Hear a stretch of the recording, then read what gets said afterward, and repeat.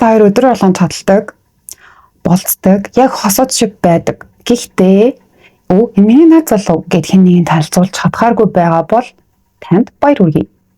Альбан ёсоор situationship орсон байна. Яг ерөөхдөө бол энэ бол баяр хүргээд гайхуулаад ахаар зүйл биш. Харин ч бидний сэтгэлийг гэмтэж идэг, өвчлүүлж идэг тийм харилцаа. Яаж яваад ийм харилцаанд орчвоо? Юу болоод байгаа юм бэ? Яаж энэс гарах юм бэ гэдэг тухай өнөөдөр ярилцсан. За яагаад ирчүүд ийм харилцаанд дуртай байна вэ гэхээр хар халамж, инхрээл бүх зүйлийг эмэгтэйгээс авчиж байгаа юм. Гэхдээ ямар ч хариуцлага өгөхгүй. Үнэж байдал, туслах, хамгаалах ямар ч тийм зүйлийг өгөхгүй. Тэгэхээр шийдэмгий, эршүүд, бус гарчаагүй сул дараа ирчүүдийн хувьд бол энэ бол ашигтай харилцаа болж байна. За тэд нар ерөөдөө ямар зүйл ярьдаг вэ гэхлээр би одоо тэг гүнзгий харилцаанд бэлэн биш байна. Одоо гоё л штэ нэрэл байж л да. Чи яа дандаа юм хэрэггүй юм ярьж идэм бэ? Гэх мэтчлэнгээр ерөөсөө өгөөсгээд тэгээд харилцаагаа юм чухалчилж байгаа шинжгүй цаашаагаа яг аль биесны харилцаа болгох шинжгүй байгаагаа өмөрөөд л хэлээд байдаг. Гэтэ яг энэ бүх үгний орчуулга нь юу гэж би үнэнч байдлыг хүсэхгүй байна. Би ганцхан чамтай харилцахыг хүсэхгүй байна гэдэг зүйл явж. Ахаа дээрээс нь би хариуцлага хүлээхийг хүсэхгүй байна. За гурав дахь нь хайр таангар охин минь чи сэтгэл зүйн эрүүшүүл шорон дунд байна.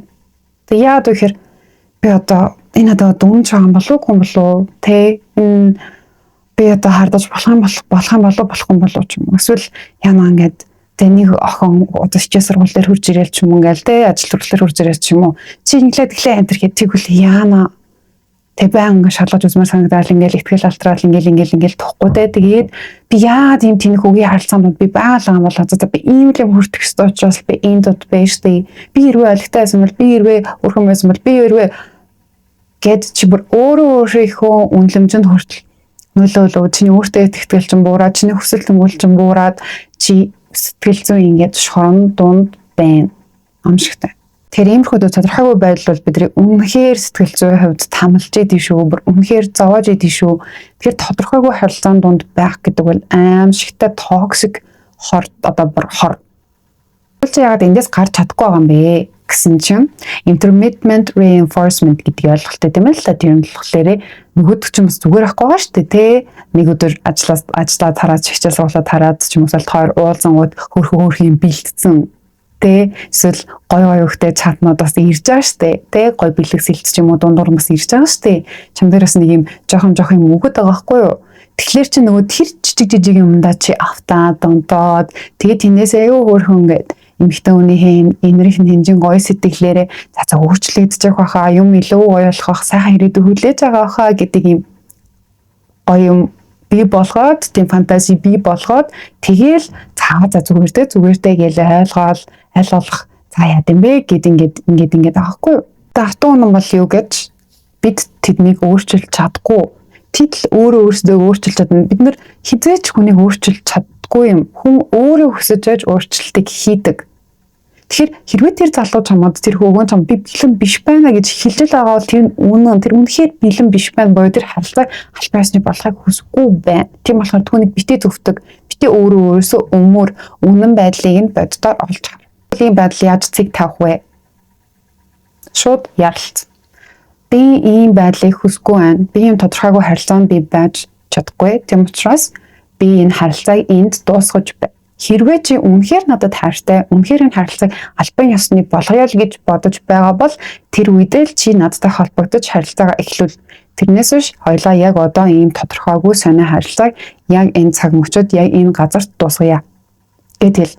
Ингээ хэлэнгүүт чинь чамд ямар ч үг хариулахгүй ч юм уу эсвэл үгүй би харилцаагаа бас аль биесны бодохгүй гэдгийг илэрхийлэх юм бол зүгээр л орхиод яв. Тэгээд тэр холбоог зүгээр тэнд таслаад дуусга.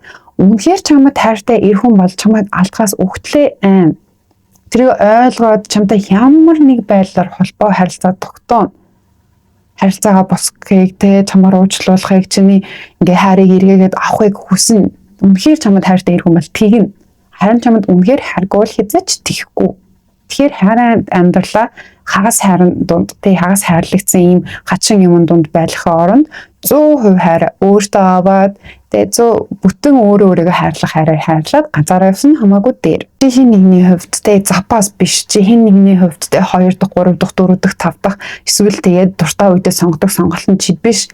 Чи хайртай хүнийхээ хамгийн эрхэм нандин эрдэнэ байхаар энэ хорвоо дэлхий дээр заяагцсан. Чи энийг хүртэх эрхтэй. Чамайг насан туршид чинь хайрлаж чадах тэр нэгэн хүн байгаа. Чи түүнтэйгээ уулзсан. Ойлгосноо. Тэгэхээр миний хэлж байгаа үгэнд итгээд наад нэг хогийн харилцаагаа тасал. Дуусах. Хэрвээ ямар нэг байдлаар ийм situationship орж исэн ч юм уу эсвэл байгаа ч юм уу байгаа юм шиг санагдж байгаа ч юм уу бол улаан туг үлдээгээрээ тэгээд бүгдээрээ бас иймэрхүү янз бүрийн сэтгэл комментууд байвал бас бичээрэй. Тэгээд би бүх комментуудыг уншдаг шүү. За тэгээд үздэгт гоё сэтгэлээ хуваалцдагт, лайк дартагт, subscribe хийдэгт баярлалаа. Баярлалаа.